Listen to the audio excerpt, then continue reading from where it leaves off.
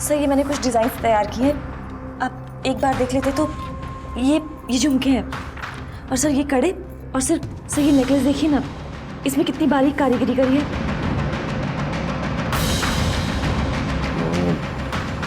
एक काम करो, ये कार्ड रखो, सामने कॉल करो।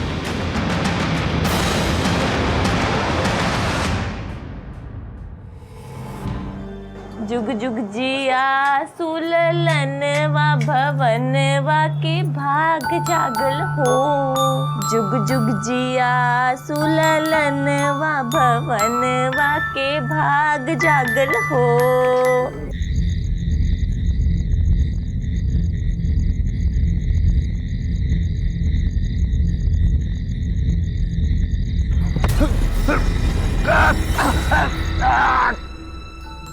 जुग जुग जिया सुललनवा लो दुदू आ गया।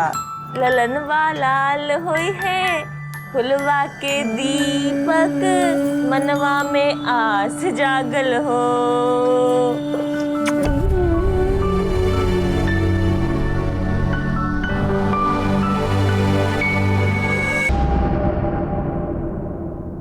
जीवन चुनौतियों से भरा है, कोई भी लक्ष्य आसान नहीं।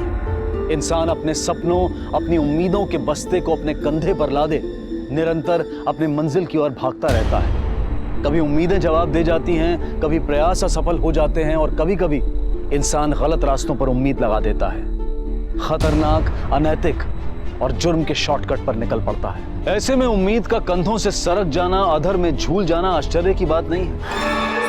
सर प्रवीण कहीं नहीं मिल रहा है, वो कहीं नहीं मिल रहा है। मैंने हर जगह देख लिया उसे, वो कहीं नहीं मिल रहा है। ये प्रवीण क्या लगता है? मैं प्यार करती हूँ उसे, आई लव हिम। आप रिपोर्ट क्यों नहीं लिखते? रिपोर्ट लिखिए ना, उसे ढूंढिए। मैंने हर जगह देखा। वो रुकिए मैडम, गुमशुदगी की रिपोर्ट सूचना मिलने के 24 घंटे के बाद लिखी जाती है, तब तक सब्र कीजिए, आप आ जाएगा। क्या बकवास कर रहे हैं आप? उधर वो गुम हो गया, उसे ढूंढने की बजाय मुझे कानून बता रहे हैं। आप ढूंढिए उसे, ढूंढते क्यों नहीं उसे? क्या हो रहा है? क्यों शोर मचा रही हैं आप? Shut up, I said shut up. You shut up. ये थाना है, आपका घर नहीं। धीमी आवाज में बात करिए। और जोर से शोर मचाऊंगी, और जोर से, अगर आप प्रवीण को नहीं ढूंढेंगे तो। मनीषा, दूर रहना आप, प्लीज प्रवीण को ढूंढिए। पुलिस वालों पे हाथ उठाया आपकी बेटी ने। माफ कर दीजिए सर, वो क्या है, जब उसको गुस्सा आता है तो उसका दिमाग खराब हो जाता है सर, बस। हमें माफ कर देना, बच्ची है। बच्ची नहीं है मैडम, अपने लवर की मिसिंग कंप्लेंट लिखवाने आई थी वो यहाँ। लवर? जी। कौन लवर सर? प्रवीण। प्रवीण? नहीं, प्रवीण तो भाई है उसका, अंशिका का चचेरा भाई। पर उसने तो हमें लवर बताया। नहीं सर, मुझे लगता है शायद सुनने में गलती हो गई है। वो उसका कजिन ब्रदर, मतलब मेरे बड़े भाई का बेटा है। अंशिका, प्रवीण क्या लगता है तुम्हारा?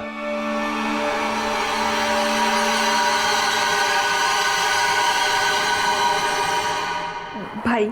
लेकिन तुमने तो कहा था तुम उससे प्यार करती हो। सर वो भाई को भी तो प्यार ही करते हैं ना।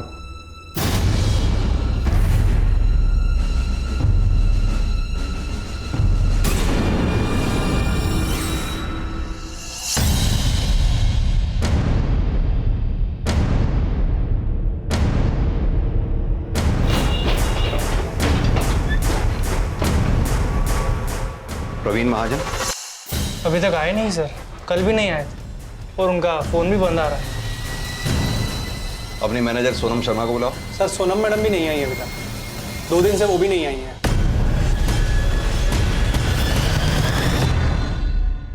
सर मैंने प्रवीण के घर भी पता किया, 2 दिन से वो वहां भी नहीं लौटा है। ये आपकी मैनेजर सोनम शर्मा कहाँ रहती है? इधर पास ही में, शक्ति नगर। एड्रेस दीजिए।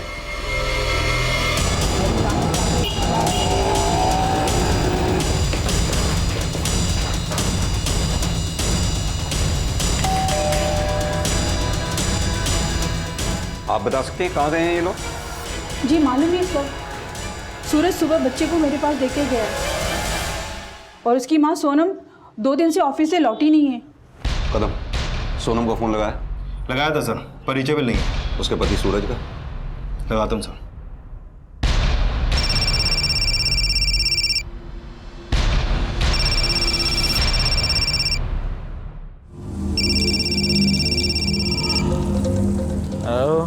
सूरज शर्मा?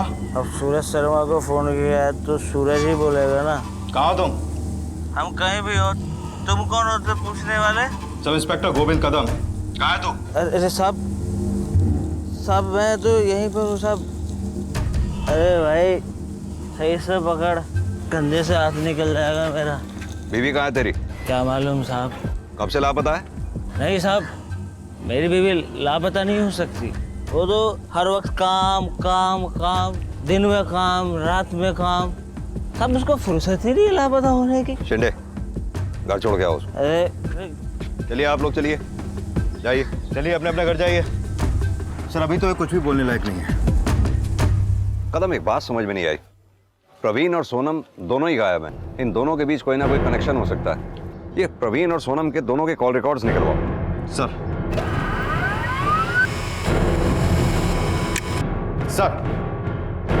ये सोनम और प्रवीण के कॉल रिकॉर्ड्स। इनके कॉल रिकॉर्ड्स के मुताबिक 17 तारीख को जिस दिन जिस वक्त से सोनम और प्रवीण गायब हुए, उन दोनों की फोन लोकेशन एक ही एरिया में थी, आनंद लोक में। और इन दोनों के फोन भी स्विच ऑफ एक साथ हुए। इन दोनों, प्रवीण और सोनम।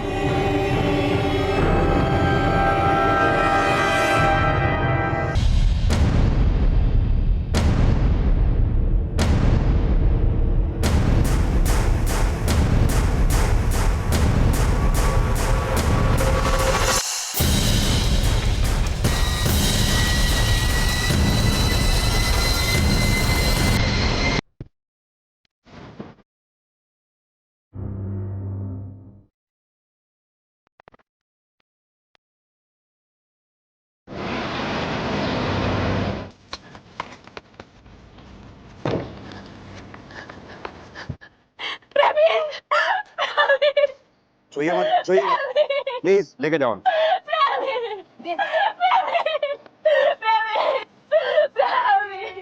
सर सुसाइड करने के लिए इतने दूर आना बड़ा अजीब है। यहाँ आना इसका कोई डेली का रूटीन नहीं था। अब सवाल ये उठता है कि ये यहाँ खुद आया या इसे कोई लेके आया। तो सर फिर तो ऐसा सुसाइड या मर्डर कुछ भी कह सकते हैं। ये देखो, कमीज फटी हुई है, ये खरोंच के निशान। ऐसा लगता नहीं जैसे इसे यहाँ घसीट के लेके आया हो। हाँ सर। इस लड़की के भी कॉल रिकॉर्ड निकलवाओ। सर ये अंशिका के कॉल रिकॉर्ड। प्रवीण और अंशिका के बीच में काफी बातें होती थी। लगता है अंशिका और उसका कजिन प्रवीण एक दूसरे से काफी क्लोज थे। डेली 10 से 15 कॉल, कभी कभी तो घंटे घंटे पर बातें। लगता है इन दोनों के बीच में कोई चक्कर चल रहा था सर। तभी उस दिन अंशिका जब थाने आई तो प्रवीण को अपना लवर बता रही थी। मैं प्यार करती हूँ उसे, आई लव हिम। लेकिन माँ बाप को सामने देख के मुकर गई। अंशिका, प्रवीण क्या लगता है तुम्हारा? भाई मामला टेढ़ा है कदम, जरा होशियारी से।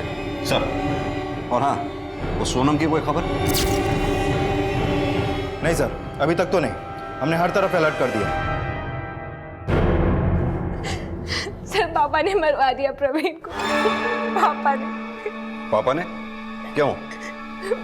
मैं और प्रवीण एक दूसरे से बहुत प्यार करते थे। लेकिन तुमने तो उस दिन बोला था कि प्रवीण तुम्हारा कजन है, भाई है वो तुम्हारा। हाँ सर, उस दिन पापा सामने थे तो उनके डर से बोला। पापा की नज़र में, दुनिया की नज़र में रिश्ता गलत है, इसीलिए तो पापा ने पहले उसे बिजनेस से निकाला और उसके बाद उसे मरवा दिया। और ये सोनम, वो भी तो प्रवीण के साथ काम करती थी, गायब है वो भी। जानती हो उसे? हाँ सर जानती हूँ। वो तो सिर्फ प्रवीण की एम्प्लॉय थी और उससे ज्यादा कुछ नहीं जानती सर। तो सर पापा ने प्रवीण को मरवा दिया। एक बेटी अपने बाप पर हत्या का आरोप लगा रही थी। एक लड़की अपने भाई के साथ प्रेम संबंध को जायज बता रही थी। क्या प्रवीण की हत्या और सोनम की गुमशुदगी के बीच में कोई संबंध है?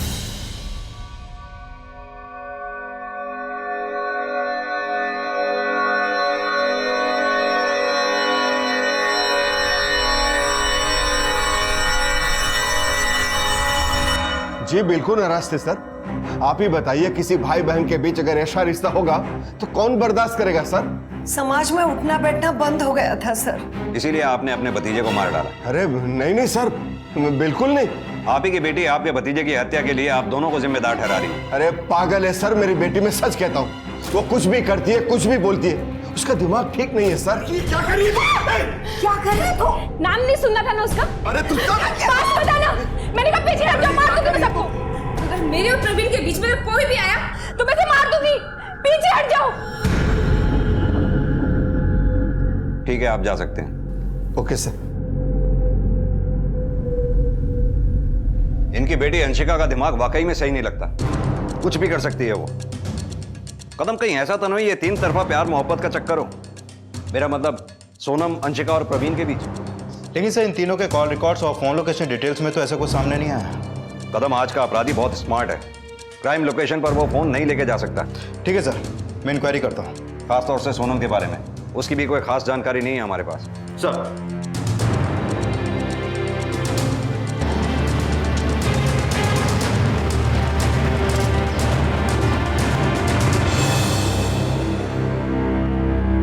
सर काम में तो बहुत सही है सोना मैडम, अपने प्रवीण सर का सारा बिजनेस संभाला हुआ है उन्होंने। उन दोनों के बीच कोई खास रिश्ता? नहीं सर, खास तो कुछ नहीं, बस काम का ही रिश्ता है समझ लीजिए। कोई लड़ाई झगड़ा हुआ तो उन दोनों के बीच? नहीं सर, कभी झगड़ते नहीं देखा उन दोनों को। सब पानी।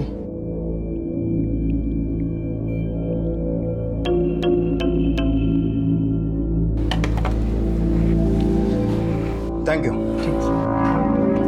सुनो। जी साहब। क्या बात है? देखो डरने की कोई जरूरत नहीं, जो भी बताओ। साहब मैं बहुत छोटा आदमी हूँ साहब।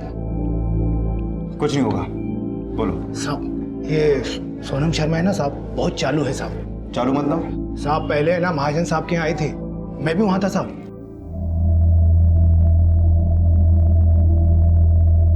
साहब ये मोती, मनके, लच्छे, पायल हम सब बनाए अपने गांव में, आप एक बार देख लीजिए ना। देखो ये यहाँ पे खरीदी नहीं होती है, फैक्ट्री है हमारी, बहुत कुछ बनता है वहाँ पे, तुम इसे कहीं और ले जाकर बेचो, ठीक है? साहब हमें नौकरी दे दीजिए ना, हम बड़े अरमान लेकर आए अपने गांव से। नौकरी वोकरी नहीं है मेरे पास। साहब भले 4 पैसे कम दे दीजिएगा, पर हमें काम पर रख लीजिए, हमें बहुत जरूरत है काम की। अरे बोला ना नौकरी वोकरी नहीं है मेरे पास, चलो जाओ। पर साहब। माथुर साहब वो परचेस वाली फाइल सुबह रेडी करके रखना, बड़े साहब मांगेंगे।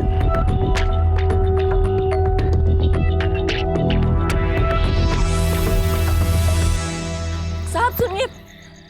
अरे तुझे तो जाने को बोला था ना मैंने। साहब हमें नौकरी पर रख लीजिए ना, आप जो भी कहेंगे। अच्छा चल आजा, बात करते हैं, बैठ गाड़ी में।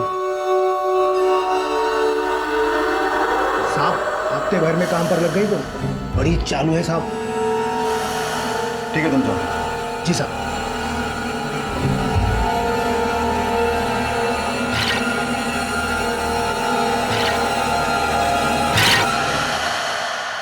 साहब झूठ बोल रहा है चपरासी, सब जलते हैं मेरी बीवी से साहब। जलते थे? क्यों जलते हैं? सब गांव की लड़की 10वीं पास, इतनी जल्दी तरक्की जो करने लगी। मतलब वो जो बोल रहा है वो सही नहीं है? साहब सब बकवास है साहब, मैं ठहरा बेवड़ा आदमी, महीने के 2000 रुपए कमाता हूँ, वो भी दारू पे उड़ा देता हूँ साहब। ये जो घर है ना सोनम का खरीदा हुआ है साहब, ये सोफा, ये टीवी, अंदर फ्रिज साहब सोनम ने खरीदा है साहब, ये घर ही उसके पैसों से चलता है। अच्छा वो सब तो ठीक है, ये बता वो तेरे को छोड़ के क्यों गई? साहब वो मुझे छोड़कर कहीं नहीं जा सकती साहब, वो तो मुझ पे जान देती है।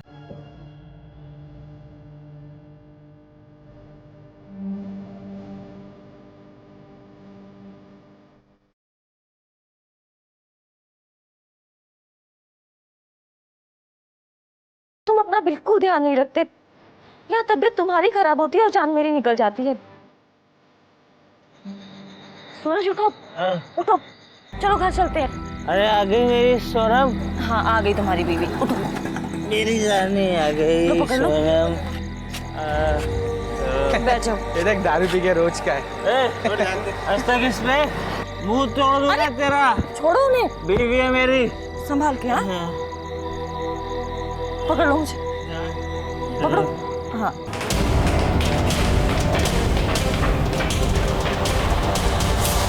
सर वो चपरासी बिल्कुल झूठ बोल रहा है, सोनम जी का काम देख के ही मैंने उन्हें यहाँ पे काम पे रखा था, काफ़ी मेहनती है वो।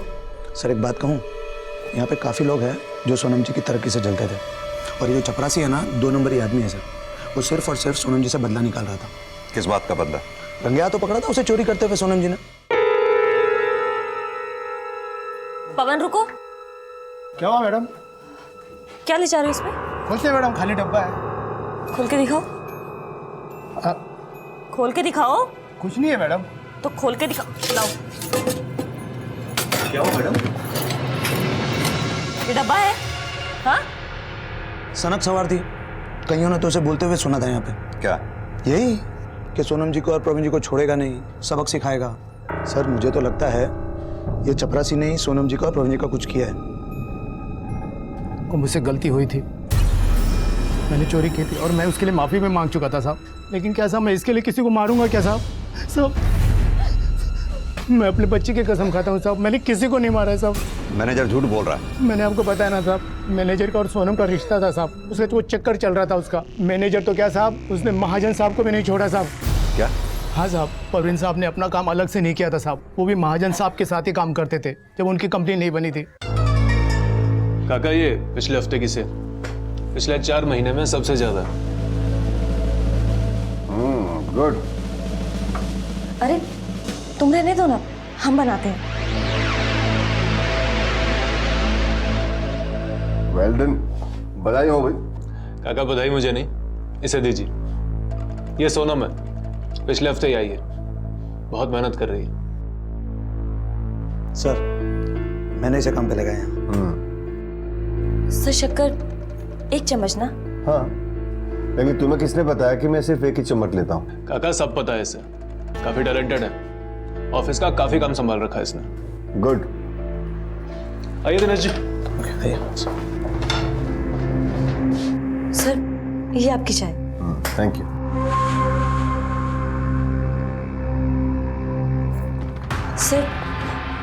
सर ये मैंने कुछ डिजाइन तैयार किए हैं, आप एक बार देख लेते तो। ये झुमके हैं, और सर ये कड़े, और सर ये नेकलेस देखिए ना, इसमें कितनी बारीक कारीगरी करी है।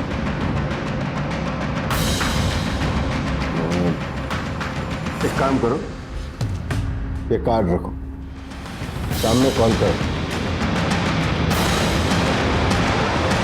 महाजन साहब के साथ शाम को ही एक मुलाकात के बाद सोनम की काया पलट हो गई थी।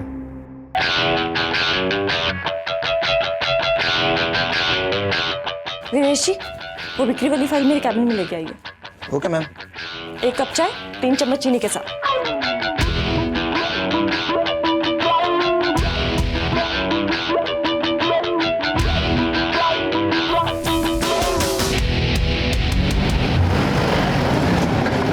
बकवास कर रहा है सर ये चपरासी, उसका दिमाग खराब हो गया। मेरे और सोनम के बीच में ऐसा कुछ नहीं है सर। लेकिन आपके चपरासी ने तो पूरी डिटेल कहानियां बना रहा है सर, और क्यों ना बनाए। सोनम ने उसे चोरी करते हुए रंगे हाथ पकड़ लिया था। ये डब्बा है? हाँ, चोरी कर रहे थे? क्या हुआ सोनम, क्या हो रहा है? देखिए सर, चोरी कर भाग रहा था। चोरी करके भाग रहा था? इन्वेंट्री में मिल नहीं रहा था, मुझे इस पर शक हुआ, तलाशी ली, सब इसके पास मिला। कभी नहीं चोरी करता है। रुक, पुलिस को फोन लगाओ। तेरे जैसे हरामखोर लोगों को तो पुलिस के हवाले कर देना चाहिए। फोन लगाओ। जाने दीजिए ना साहब, जाने दीजिए ना साहब। सर ये तो सोनम का दिल अच्छा था, मैंने सोनम और प्रवीण के कहने पे ही उससे पुलिस के हवाले नहीं किया था, नौकरी से निकाल दिया बस। अब वो प्रवीण की कंपनी में उधर चला गया, इसलिए बदला निकाल रहा है मुझसे और मेरी कंपनी से।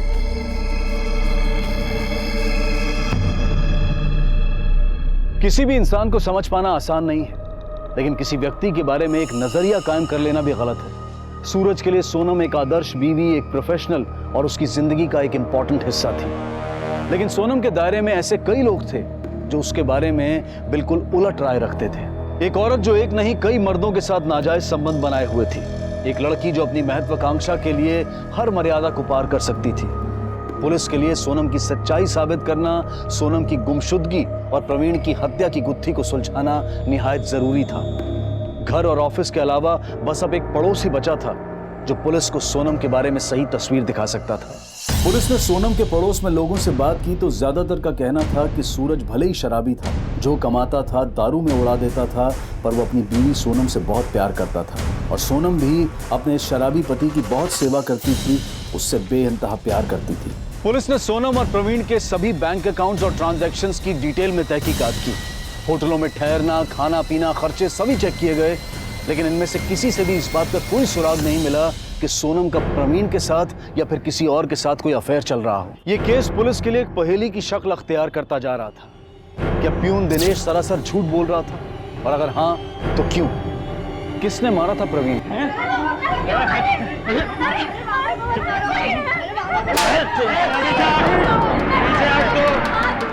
साहब वो आदमी झूठा है, 1 नंबर का चोर है। तब आपको मालूम है सोनम ने ना चोरी करते हुए पकड़ा था उसको ऑफिस में। मैंने खुद ही बोला था ना साहब, मैंने चोरी की थी साहब, पर इसका ये मतलब नहीं कि मैं कुछ भी गलत करता रहूँगा साहब। और जिसने मलाई खाई है साहब वो खुद से कैसे मानेंगे साहब? साहब एक बार मुझे जाने दो उस चपरासी के पास, इतना मारूंगा उस चपरासी को, मेरी सोनम का नाम खराब किया। अंधा है साहब वो बेवड़ा उस औरत के प्यार में अंधा है, और वो उसकी औरत एक नंबर की चालू है साहब। मैं तो बोलता हूँ साहब उसका परवीन साहब से चक्कर चल रहा था साहब, नहीं तो परवीन साहब उसे अपनी नई कंपनी में क्यों लेकर आते, वो भी 3 गुना तनख्वाह में साहब। सोनम तुम मेरे साथ चलो, मेरे लिए काम करो, अपनी खुद की कंपनी डालूंगा मैं। क्या बकवास करते हो प्रवीण? ये मेरी कंपनी की एम्प्लॉई है। ओके एम्प्लॉई है मगर अब नहीं रहेगी। तुम चलो, यहां से 3 गुना ज्यादा तनख्वाह दूंगा तुम्हें। नहीं सोनम। सोनम बोलो।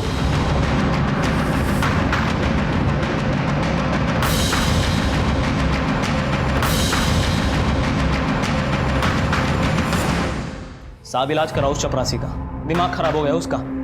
मेरी सोनम अपनी मेहनत और हुनर से ऊपर आई है साहब। मैं कहाँ कहता हूँ साहब कि मेहनत और हुनर नहीं था उस औरत में, मेहनती भी थी और हुनर भी था उसमें। अब आप ही बोलो साहब, कोई इतने कम समय में इतनी जल्दी तरक्की कैसे कर लेगा? चालूपने से साहब आप एक बार उस सोनम को पकड़ो साहब, उसके बाद में सच का सच और झूठ का झूठ सब पता चल जाएगा। अगर मेरी बात गलत निकले ना तो आपको जूता और मेरा सर साहब।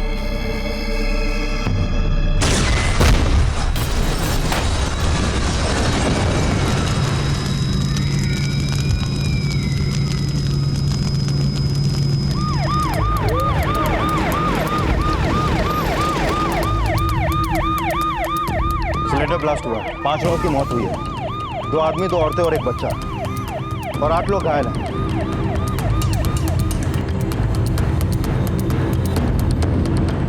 सर एक अजीब बात सामने आई है। क्या?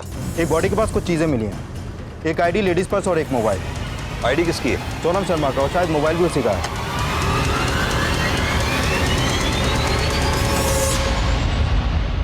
बस्ती में आग, आग में झुलसी औरत की एक लाश, और लाश के पास सोनम के नाम का आइडेंटिटी कार्ड, मोबाइल और कुछ सामान।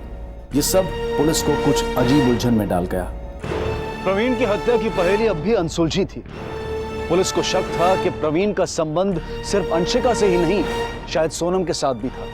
सोनम और अंशिका अब दोनों उसकी हत्या के आरोपी थे। लेकिन पुलिस को सोनम की लाश मिल गई थी, यानी कि शक की सुई पूरी तरह से अंशिका पर आकर रुक गई थी, और सोनम के नाजायज संबंधों के हवाले ने सोनम के पति सूरज को भी शक के दायरे में लाकर खड़ा कर दिया था। खुशी बेटा, खुशी बेटा दूध पी ले बेटा। बेटा मानते तुम्हारी नजर अम्मा को ढूंढ रही है, हम पियक्कड़ हैं बेटा, देवड़े हैं, पर बेटा ये सब भूल के थोड़ा दूध पी ले बेटा, तबीयत खराब हो जाएगी वरना बेटा। बेटा दूध पी ले बेटा, थोड़ा सा दूध पी ले बेटा। अच्छा बेटा, आ रही अम्मा, आ रही है, आ रही है, आ रही अम्मा, आ रही बेटा, ले ले ले। अच्छा बेटा। नमस्ते साहब। नमस्ते साहब, इसकी माँ मिली क्या साहब? एक लाश मिली है सूरज, तुम्हें हमारे साथ चलना होगा उसकी पहचान करने के लिए। लाश? हाँ। नहीं साहब, वो मेरी बीवी नहीं हो सकती, वो कोई और होगी साहब, अब एक बार ध्यान से देखो। लेकिन पहचान करने के लिए तो चलना पड़ेगा ना साहब। मेरी बीवी मर नहीं सकती साहब, नहीं वो नहीं मर सकती। अरे सूरज, आप जाओ साहब, आप जाओ, पड़ेगा। आप जाओ।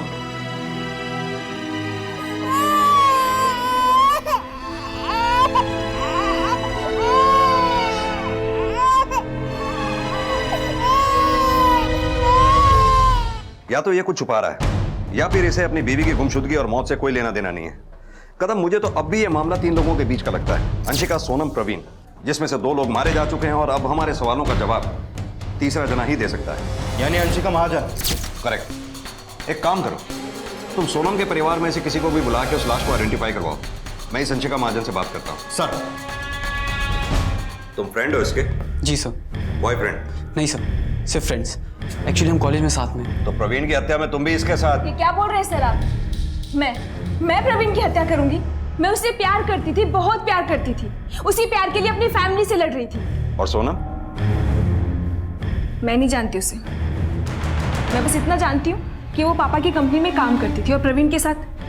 देखिए सर, हम आपको पहले भी बता चुके हैं, 17 को जिस दिन प्रवीण की डेथ हुई थी उस दिन हम कॉलेज में थे। और 20 को? 20 तारीख को? सर 20 तारीख को क्या हुआ था? 20 तारीख को सोनम की लाश मिली थी हमें, वो भी जली हुई।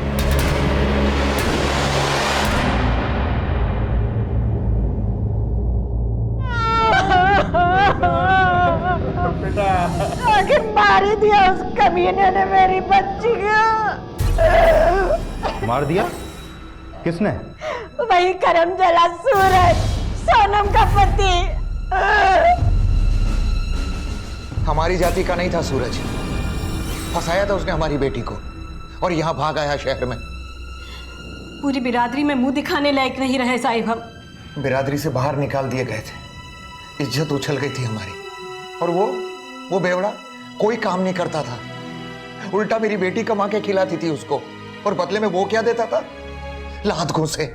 झूठ बोल रहा है साहब बुढ़ा। हाँ, हम दोनों गांव से भागे थे, पूरा समाज हमारे खिलाफ हो गया था, तो हमने भाग के शादी कर ली। पर ये क्या इज्जत की बात कर रहे हैं? मेरी बीवी मुझे कमा के खिलाती थी तो पैसे तो उनको भी भेजती थी। बेटी का दिया हुआ खा रहे थे तब इज्जत नहीं गई उनकी। नोच नोच के खा गए साहब अपनी बेटी को। तो क्या हो गया, बेटी से जो पैसे ले लिए तो? और वैसे भी बेटी की कमाई पर माँ बाप का हक होता है ना साहब। बेटी हमें अपनी मर्जी से पैसे भेजती थी साहिब, हमने कभी मांगे नहीं उससे। और यही बात सूरज को खटकती थी, और इस वजह से मारता था हमारी बेटी सोनम को वो। और आखिर मार ही दिया उसने उसे साहिब। ठेके पे पड़ा रहता है दिन भर, पर बीवी पर हाथ नहीं उठाया उसने कभी। सोनम के माँ बाप तो जब जब गांव से आते सूरज को जली नहीं करते रहते थे। सूरज ने कभी पलट के सोनम के माँ बाप को जवाब नहीं दिया, सिर्फ इसलिए कि वो अपनी बीवी की बहुत इज्जत करता था। साहब अगर मैं उसके परिवार से इतनी नफरत करता तो उसकी छोटी बहन और उसके पति को मैं यहाँ आने देता? उसके पति को नौकरी दिलवाने में मदद करता साहब क्या मैं? उसकी बहन भी इधर ही रहती है? हाँ साहब, उसकी छोटी बहन सीमा और उसका पति सुनील। बड़ी बहन की मौत हो गई और अब तक सामने नहीं आए वो लोग। कहाँ रहते वो?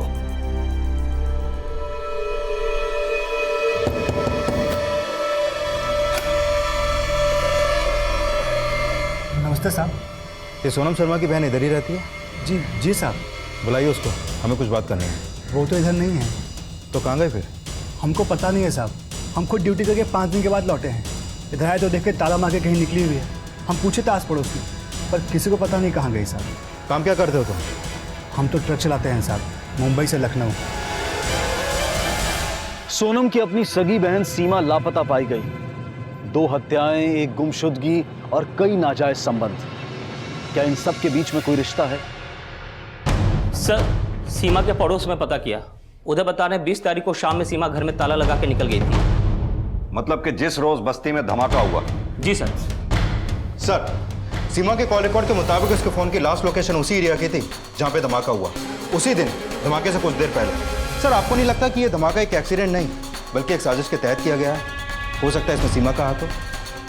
लेकिन सीमा सोनम का मर्डर क्यों करेगी?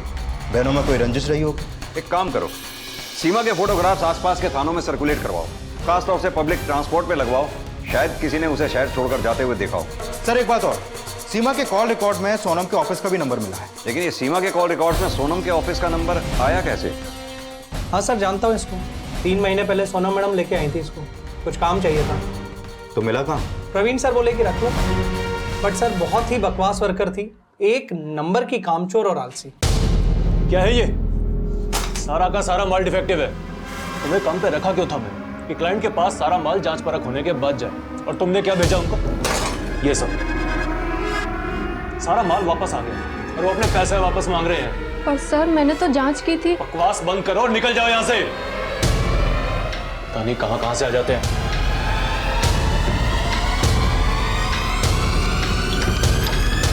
हाँ साहब, सीमा बहुत नाराज थी सोनम से।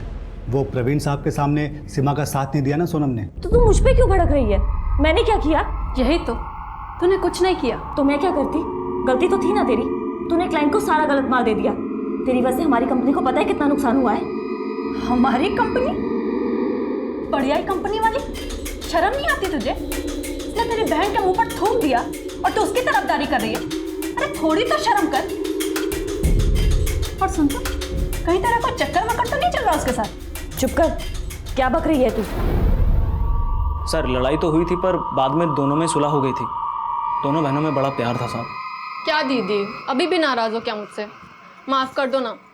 तुम तो जानती हो ना, जब मुझे गुस्सा आता है तो मेरा दिमाग खराब हो जाता है। तो इलाज करा ले अपने दिमाग का। वो भी करा लूंगी ना, पर अभी तो माफ कर दो। चाहे तो 2 थप्पड़ मार लो मुझे, मार लो मुझे, तुम्हारा जी हल्का हो जाएगा। पर प्लीज मुझे माफ कर दो ना। छोड़। माफ किया?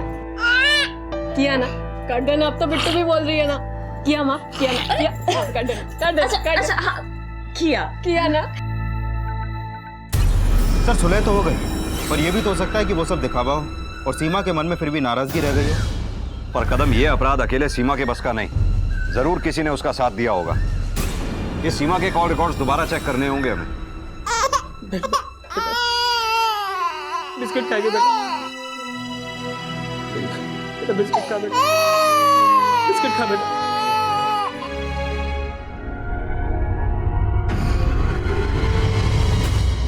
सर सीमा के कॉल रिकॉर्ड से तो लगता है कि वो किसी डॉक्टर मधु कुमारी के पास जाया करती थी।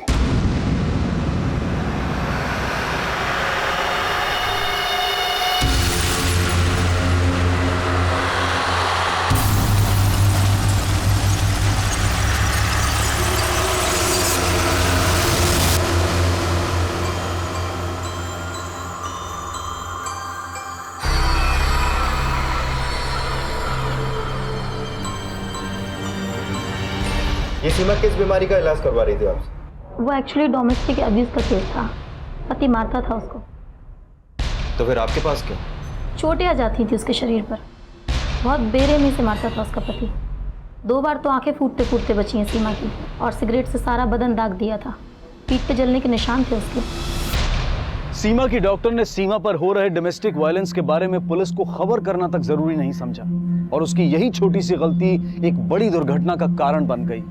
समाज अगर ना जागे तो एक छोटे से जख्म को भी पूरे शरीर में फैलते देर नहीं लगती, फिर वो चाहे शराब का जहरी क्यों ना हो। खुशी बेटा, खुशी मेरी बेटी गाना सुनेगी, लोरी सुनेगी मेरी अच्छी। देख बेटा बम्बई की लोरी बेटा, खुशी कहाँ है बेटा? बेटा खुशी,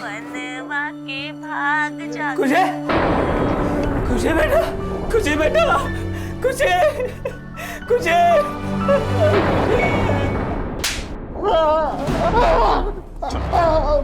बताते साहब। हाँ साहब, हम सीमा को मारते थे साहब। और बाद में फिर सीमा को मार ही दिया है ना? नहीं साहब, हम नहीं मारे सीमा को। जान तो फिर कहाँ है सीमा? मालूम नहीं है साहब। तूने ही सीमा को मारा और बाद में प्रवीण और सोनम को भी। हम किसी को नहीं मारे हैं, और उस प्रवीण को क्यों मारेंगे साहब? हम तो उसको जानते भी नहीं थे साहब।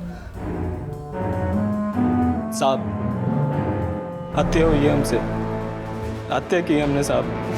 क्या बकवास कर रहा है? किसको मारा तूने? अपनी बेटी को साहब। अब गोद कड़ी लगाओ साहब,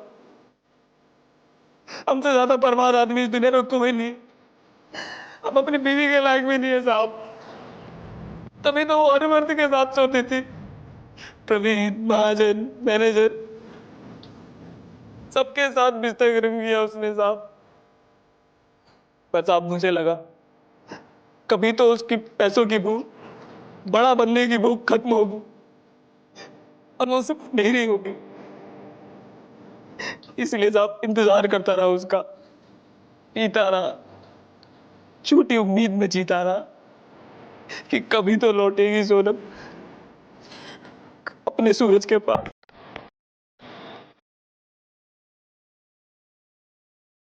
सर सीमा का मोबाइल एक्टिव हो गया है, location park hotel Shankar road.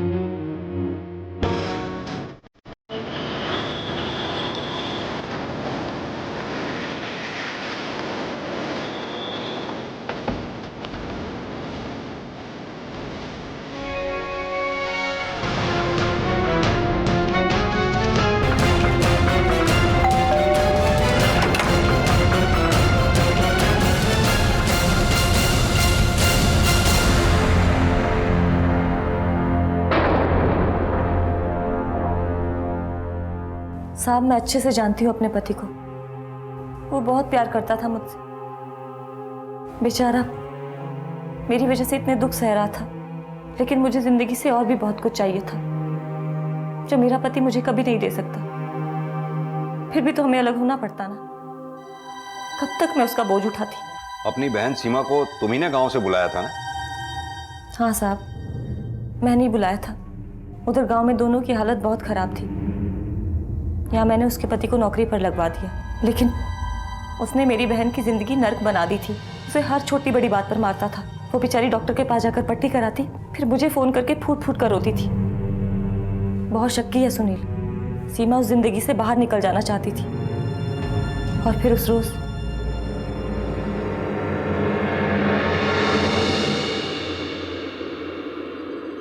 कहाँ रह गई थी तू?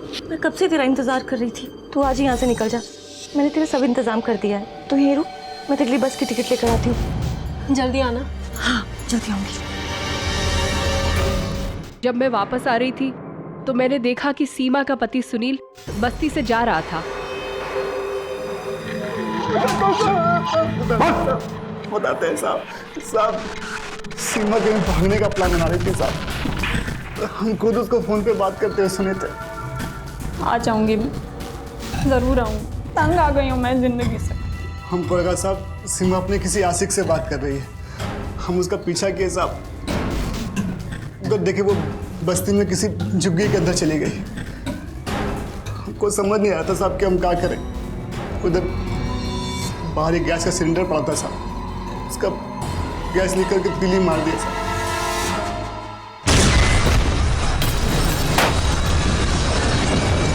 तेरे इस पागलपन की वजह से 8 लोग घायल हो गए, 5 लोगों की जाने गई। और तुझे पता है जिस परिवार की जान गई वो तेरे गांव का ही माधो परिवार था। मासूम बच्चे को मार डाला तूने। कदम, ये सीमा का पति सुनील इंसान नहीं, राक्षस है, राक्षस। हाँ सर, असली राक्षस। पर सर अगर सीमा को इसने मारा तो प्रवीण को किसने मारा? अब इस सवाल का जवाब तो सिर्फ एक ही इंसान दे सकता है। तुम्हारा और प्रवीण का फोन एक साथ बंद हुआ, एक ही जगह पे, एक ही टाइम पे।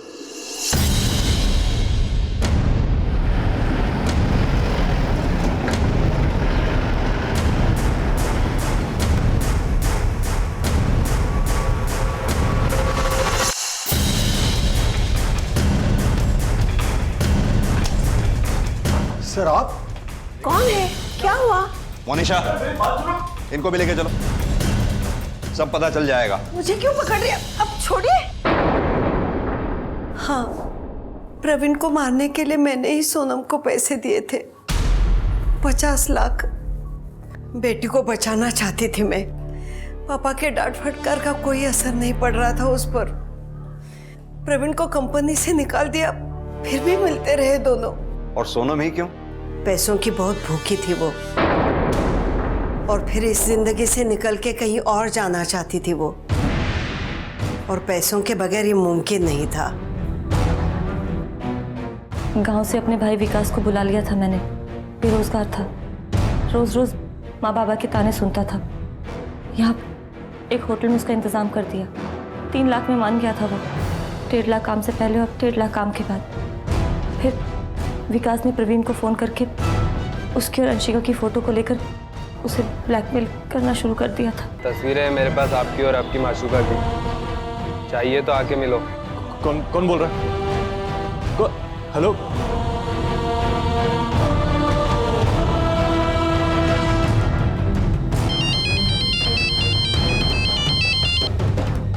हेलो। और भेजू कि मिलते हो आके? जगह नोट करो, बदले में क्या लाना है वो मिलोगे तब बताऊंगा। और हाँ, अगर पुलिस को खबर करी तो ये फोटो हर मोबाइल पे नजर आएंगी।